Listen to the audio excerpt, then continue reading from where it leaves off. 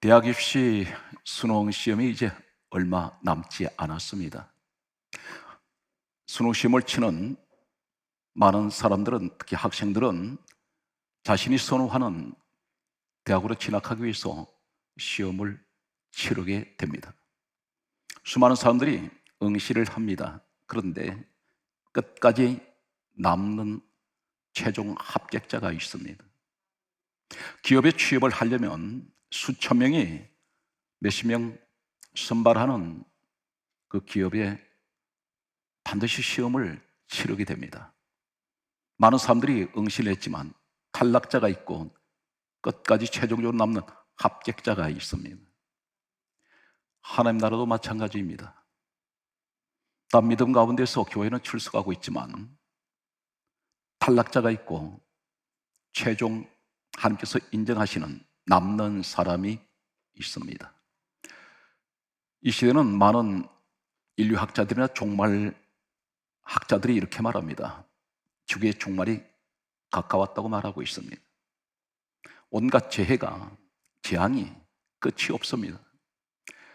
이런 때에 예수님께서 다음 같은 말씀을 하십니다. 누가복음 18장 8절에 말씀하시기를 마지막 때에 인자가 올 때 너희에게 믿음을 보겠느냐, 이렇게 말씀하셨습니다. 다 믿음이 있는 것 같습니다.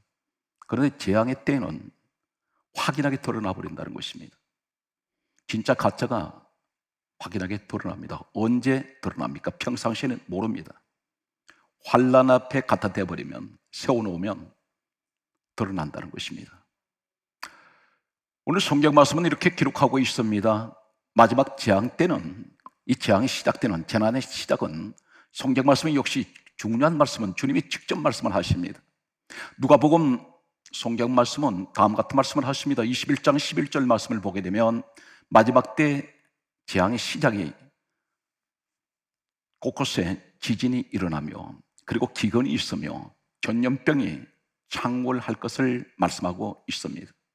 전염병, 인류 역사가 시작된 이래로 전염병은 계속 있어 왔습니다. 그런데 제가 개인적으로 역사 속에 전염병을 살펴보면 지금과 같이 전염병이 꼬리에 꼬리를 물고 계속해서 일어난 예는 없습니다.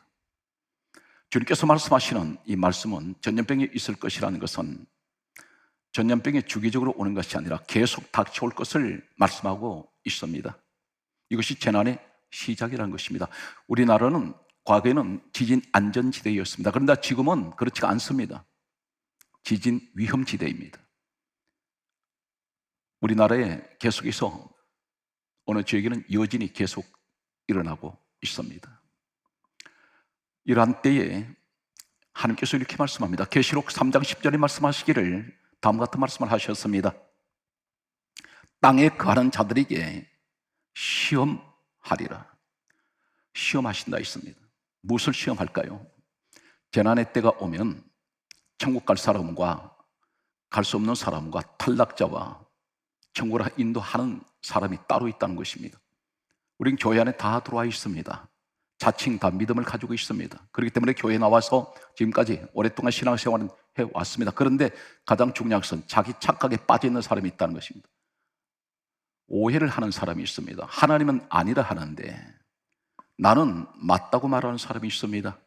하나님께서는 너는 가짜라고 말씀하는데 나는 진짜라고 그렇게 혼자서 자칭 나는 진짜입니다, 이렇게 말하는 사람이 있다는 것입니다. 거짓과 진실, 가짜와 진짜, 어둠과 빛.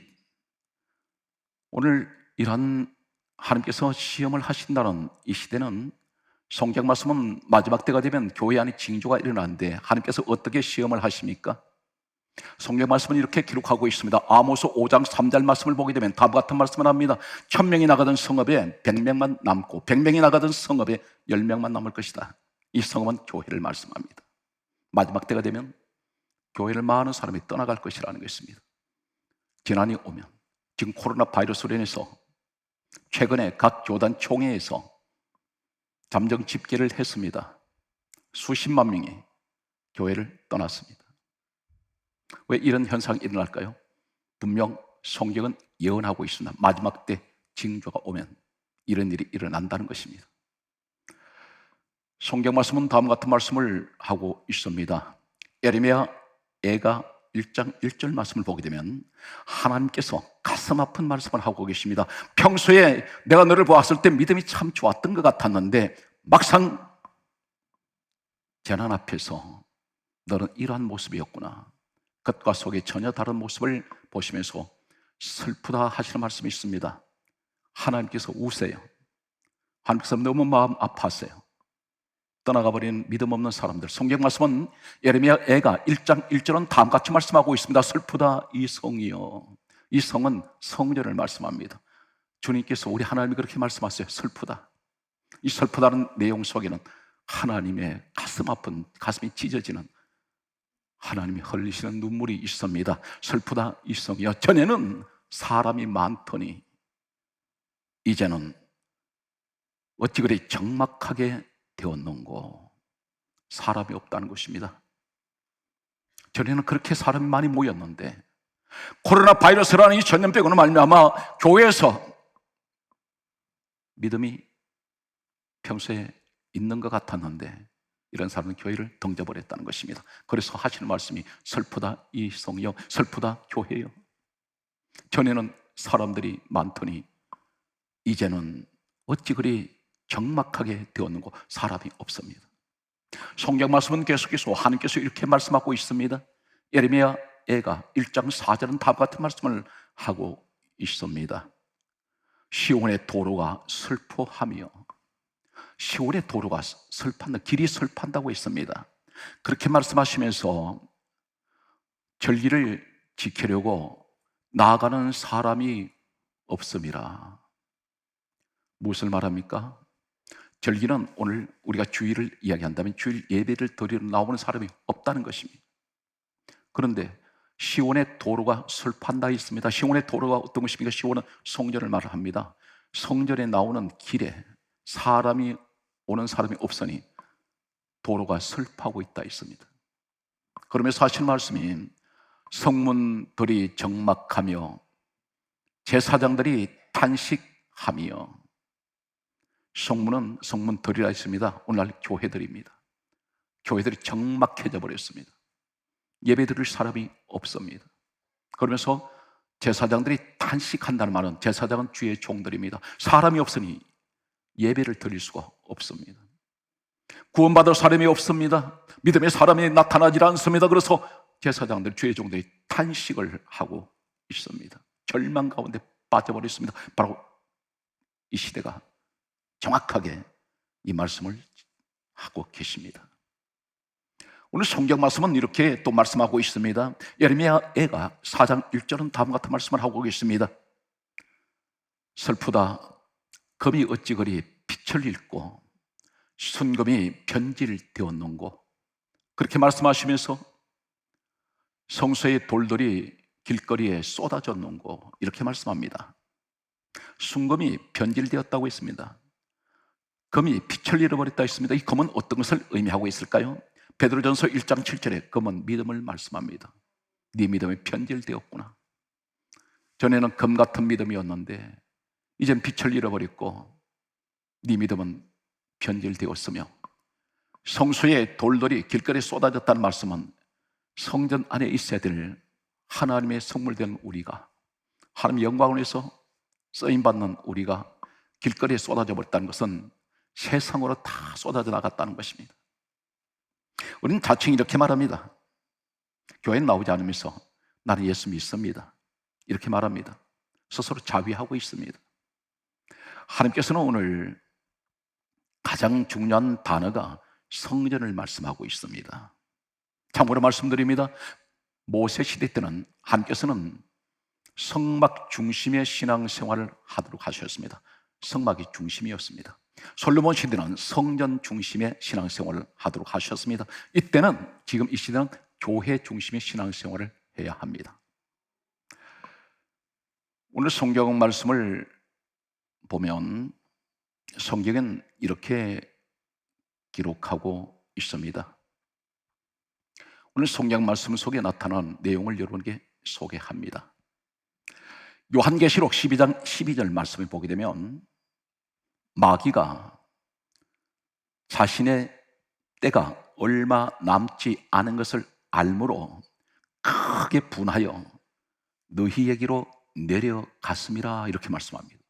누구에게 지금 사탄 마귀가 내려왔습니까? 우리한테로 내려왔다는 것입니다. 원래 어디 있었습니까? 에베소서 2장 1절 이하의 말씀 보게 되면 공중 권세를 잡고 있었습니다. 공중에 있던 사탄 마귀의 영들이 땅으로 내려왔습니다. 누구에게 내려왔습니까? 하나님 택한 백성들에게 내려왔다는 것입니다. 너희라는 말은 하나님의 백성들입니다.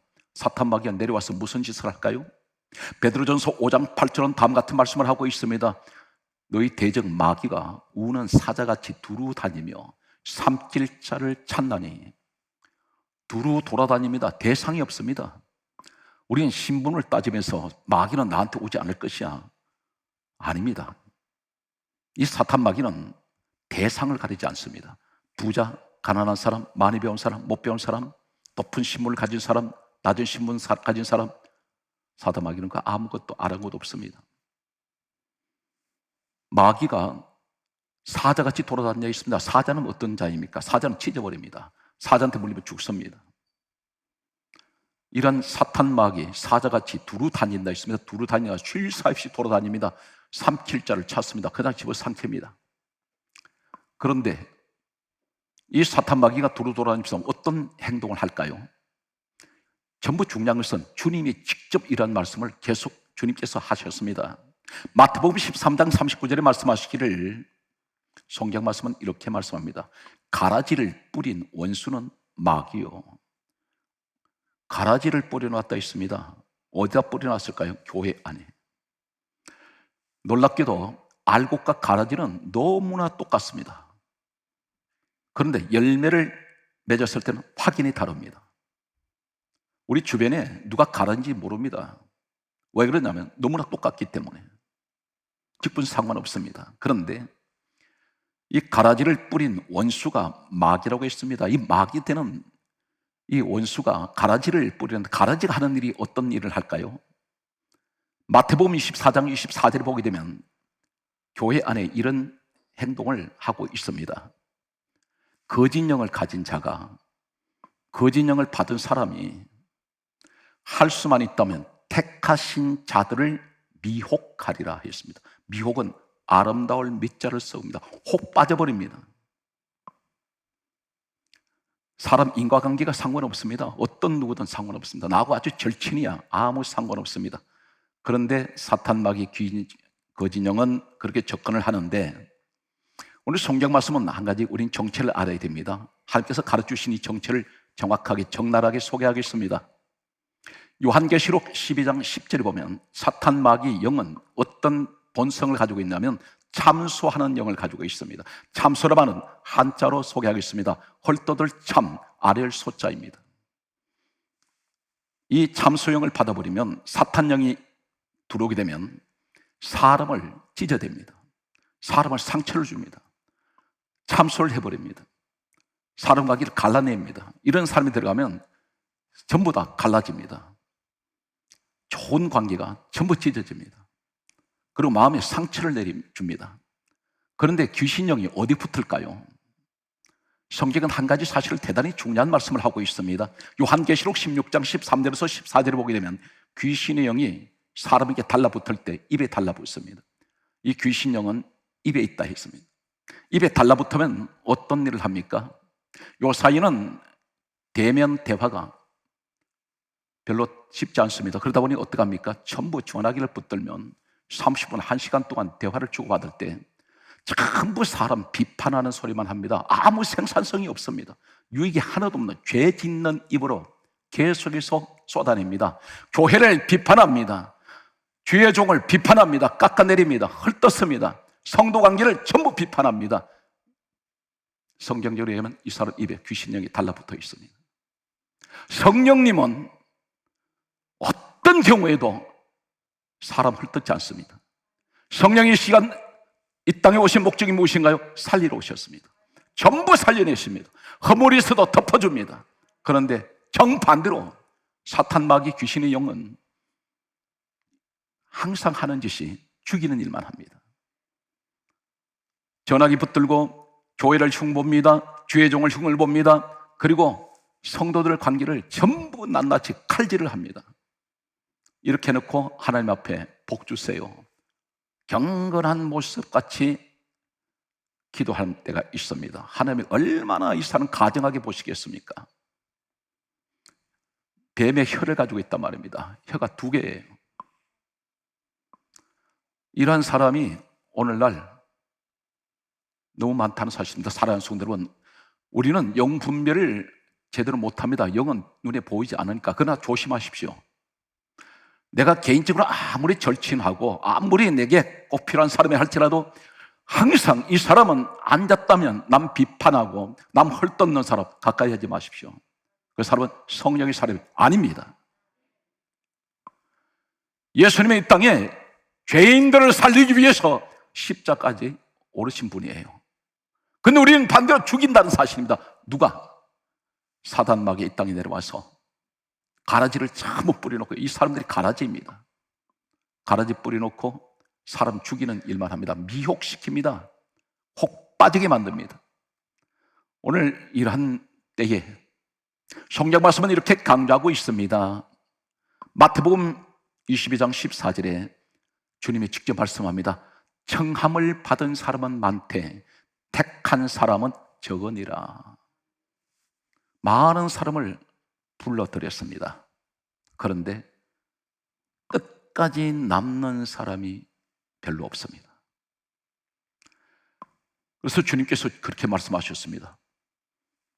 사랑하는 성도는 나는 과연 청함을 받은 사람입니까? 택함을 받은 사람입니까? 당연히 여러분 택함 받은 사람일수록 저는 믿습니다. 오늘 사랑하는 성도는 계속해서 하나님께서 하시는 말씀을 소개합니다. 교회라는 곳이 어떤 곳일까요? 어떤 분들은 이렇게 말합니다. 교회 안 나가도 내가 예수 믿으니까. 그런데 오해하지 마십시오. 교회가 없는 구원은 이루어지지 않습니다. 나 홀로 신앙 결코 건전하지 못합니다. 반드시 가르치는 자가 있어야 되고 지도하는 사람이 반드시 있어야 됩니다. 오늘 성경 말씀은 이렇게 기록하고 있습니다. 예수님께서 이 땅을 이제 감람산에서 떠나십니다. 하늘로 올라가실 때 한마디 남기시는 말씀이 있습니다. 유언과 같이 남기시는 말은, 그 말씀은 사도행전 1장 4절에 예루살렘을 떠나지 말고 아버지의 약속하신 것을 기다리라. 예루살렘은 성전입니다. 성전에서 기다리라. 오늘 성경 말씀은 이렇게 기록하고 있습니다. 교회 비밀을 친히 주님이 아무도 가르쳐 주지 않았던 교회 비밀을 주님이 가르쳐 주세요. 오늘 여러분 계신 이 자리가 이 축복이 있는 주인공이 되시길 바랍니다. 어떤 축복을 말씀하셨습니까? 마태복음 16장 18절에서 19절에 말씀하시기를 4가지를 말씀합니다. 이 반석 위에 내 교회를 세우리니, 주님의 교회입니다. 내 교회를 세우리니, 첫 번째가 음부의 권세가 너를 이기지 못할 것이다. 교회는, 음부는 사망, 지옥의 권세입니다. 못 이깁니다. 두 번째는 천국 열쇠를 내게 주리라. 천국 열쇠가 어디에 있습니까? 교회를 통해서 있습니다. 열쇠가 어떤 것입니까? 여는 것입니다. 교회를 통해서 천국의 모든 것을 열 수 있다는 것입니다. 세 번째는 무엇을 말씀합니까? 내가 땅에서 무엇이든지 내면 하늘에서 매일 것이요. 네 번째가 내가 땅에서 무엇을 풀면 무엇이든지 말씀합니다. 하늘에서 풀리리라. 이것이 4가지입니다. 사랑하는 성도 여러분, 우리가 해야 될 일은 무엇입니까? 교회 생활을 통해서 이 땅에 묶어야 될 것들이 있습니다. 질병을 묶어버리십시오. 코로나 바이러스를 묶어버리세요. 기도를 통해서 묶으시기 바랍니다. 믿음을 통해서 묶어버리시기 바랍니다. 가난의 조절을 묶어버리십시오. 내 가정의 환난을 묶어버리시기 바랍니다. 대신에 풀어야 할 것이 있습니다. 하나님, 내 가정에 묶인 것들 다 풀어주세요. 내 생활에 환경이 묶인 것들 이제는 다 풀어지기 원합니다. 어디에서? 교회에서. 성경 말씀은 계속해서 우리에게 다음 같은 말씀을 하고 있습니다. 사도행전 20장 28절에 하나님께서 사신, 당신의 핏값으로 사신 교회입니다. 교회는 하나님 되시는 빌립보서 2장 6절에 근본 하나님 본체 되시는 예수님의 피를 흘리심으로 세워진 것이 교회입니다. 성경 말씀은 그러므로 이렇게 말씀하고 있습니다. 에베소서 1장 23절은 교회는 주님 몸이요, 교회가 주님 몸입니다. 그런데 교회를 욕을 해요. 누구를 욕하는지 아십니까? 예수를 욕하고 있습니다. 교회를 저주하는 사람이 있어요. 예수를 저주하고 있습니다. 교회를 원망합니다. 예수님을 원망하는 건 똑같습니다. 교회는 주님 몸이기 때문에. 그러면서 교회를 욕을 하면서, 주의 종 욕하면서, 성도 욕하면서, 거룩한 척, 고상한 척 하면서 어떻게 합니까? 하나님 앞에 복 주세요, 복 주세요. 하나님께서 이 사람은 복을 주려도 줄 수 없는 사람입니다. 하나님을 욕을 하고 어떻게 복을 달라고 할 수 있습니까? 한 가지 여러분, 이런 것을 체험해 보셨습니까? 남을 많이 비방하고 남을 흉을 많이 보고 난 후에 그 마음이 기쁨이 오던가요? 아닙니다. 허전해집니다. 그리고 이상의 마음이 답답해져요. 그런데 남을 칭찬해 보세요. 남을 높여 보세요. 내 마음이 기쁨으로 충만해집니다. 전체는 하나님이 기뻐하세요. 오늘 성경 말씀을 보게 되면 다음과 같은 말씀을 하고 있습니다. 에베소서 5장 25절 말씀 보게 되면 그리스도께서 교회를 사랑하신다 했습니다. 그리스도께서 교회를 사랑하시면서 교회를 위하여 자신을 주셨다고 했습니다. 이 말이 무슨 말입니까? 교회에는 주님의 모든 것이 다 있습니다. 오늘 성경 말씀은 그러므로 이렇게 말씀하고 있습니다. 우리는 성경 66권 가운데 요한계시록 마지막 책을 가지고 있습니다. 이 책이 요한계시록 내용은 어떤 것인가요? 바로 교회에 대해서 말씀하는 겁니다. 7교회가 나옵니다. 7교회를 말씀하시면서 이렇게 말씀합니다. 귀 있는 자는 성령이 어디를 향하여? 교회를 향하여 하시는 말씀을 들을지어다. 성령님이 지금 교회를 통해서 말씀하세요. 성령님은 지금 다른 데를 통해서 말씀하지 않습니다. 교회를 통해서 천국의 비밀도 알게 하시고, 교회를 통해서 성도의 신앙이 자라게 하시고, 교회를 통해서 하나님 말씀을 주십니다. 그러므로 항상 사랑하는 성도 여러분, 교회 생활을 사랑하셔야 됩니다. 그래서 늘 교회를 가까이 하십시오. 교회를 가까이 한다는 것은 하나님을 늘 가까이 하시는 겁니다. 주님을 사랑하기 때문에 교회를 사랑하는 것입니다. 오늘 성경 말씀은 그러므로 이렇게 우리에게 말씀하고 있습니다. 사랑하는 성도 여러분, 범사 위에 하나님 큰 은혜가 오늘 이 시간 저는 여러분이 충만하게 내리기를 간절하게 소망합니다. 오늘 성경 말씀을 보게 되면 말씀의 결론을 가겠습니다. 사탄 마귀가 어떤 모습을 가지고 우리를 해칠까요? 이 사실에 관해서 하나님께서는 이렇게 말씀합니다. 요한계시록 12장 4절 말씀 보게 되면 사탄 마귀가 용의 모습으로 나타납니다. 용이요 뱀의 모습으로 나타나는데 이 용과 뱀은 계시록 12장 9절에 사탄 마귀라고 했습니다. 그런데 용이 꼬리를 가지고 하늘에 있는 별들을 때렸더니 별들이 땅으로 다 떨어져 버립니다. 추풍 낙엽처럼 우수수 다 떨어져 내립니다. 왜 별을 때릴까요?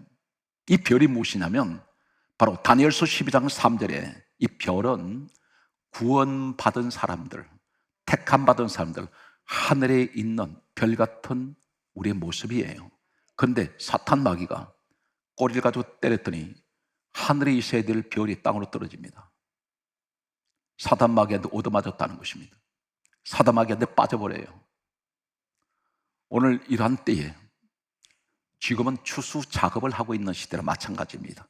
알곡이냐 쭉정이냐, 사단 편에 서 있느냐 하나님 편에 서 있느냐, 오늘 이러한 갈림길에 우리가 지금 와 있습니다. 이젠 교회로 우리가 모여서 무엇을 해야 됩니까? 하나님께 기도해야 됩니다. 코로나 바이러스로 인해서 경제가 마비되었고 사회가 마비되고 모든 분야가 마비되었던 것들이 이젠 다 해제되게 하여 주시고 하나님 정상적인 우리 생활로 회복되게 하여 주옵소서. 그동안 짓눌렸던 이런 답답한 마음들이 다 열려지는 아름다운 우리 생활이 이제 주어지기를 간절하게 소망합니다. 오늘 성경 말씀은 이렇게 기록하고 있습니다. 그러므로 로마서 9장 27절은 우리에게 다음과 같은 말씀을 하십니다. 하나님께서 우리에게 말씀하세요. 어떻게 말씀합니까? 이스라엘 자손의 수가 비록 바다 모래수같이 많을지라도 남은 자가 구원을 받으리라. 여러분이 되시기 바랍니다. 오늘 시간 나오신 사랑하는 성도들은 방송을 통해서 말씀을 듣고 계신 여러분, 교회를 멀리 하지 마십시오. 세상은 멀리 하더라도 교회 멀리 하지 마십시오. 때로는 교회는 나의 친구가 되고, 교회는 때로는 나의 영원한 영적인 애인이 되어야 됩니다. 그리고 교회는 늘 주님이 함께 하시기 때문에 오늘 여러분 신앙생활이 회복되시기를 간절하게 소망합니다. 오늘 성경 말씀은 그러므로 우리에게 다음과 같은 말씀을 하고 계십니다. 로마서 11장 4절 말씀은 이렇게 말씀합니다. 엘리야 시대 때에 세상에 무릎 꿇지 않고 바알 우상에게 무릎 꿇지 않는 7,000명을 내가 남겨두었다. 그런데 그러시면서 지금 이 시대를 이렇게 말씀합니다. 로마서 11장 5절에 하시는 말씀이 지금도 은혜의 택하심을 따라 남은 자가 있느니라. 그래서 여러분이 되시길 바랍니다. 하나님께서는 그 엘리야 시대 이야기를 하시면서 다 절망이라고 말하지 마라. 그러나 그때도 엘리야 때도 7,000명이 남겨두었는데 지금도 은혜로 택하심을 받은 남은 자가 있다. 하나님 대단히 희망적인 말씀을 하세요. 성전이 적막하지 않다는 것입니다. 마지막 말씀이 결론이 되겠습니다. 마태복음 24장 13절에 끝까지 남은 자가 구원을 받으리라. 사는 성도 여러분, 우리는 완주하셔야 됩니다. 육상 선수가 달릴 때에 중간에 주저앉으면 안 됩니다. 우리는 어디까지 가야 됩니까? 그 결승점까지 가야 됩니다. 그때까지 우리가 완주하면서 내가 지금까지 어떻게 여기까지 왔는데 너무너무 힘들게 내가 아스팔트를 깔아놓은 그런 신앙의 길을 걸어온 것이 아닌데, 내가 무슨 레드카펫을 깔아준 그런 길을 걸어온 것이 아닌데 힘들고 어려운 순간순간을 잘 지나왔는데, 하나님 마지막 남은 내 삶의 모습이 오직 주님과 함께 동행하는 내 모습이 되게 하여 주옵시고, 하나님 가장 기뻐하시는 하나님 이 시대의 끝까지 남은 자가 되게 하여 주시옵소서.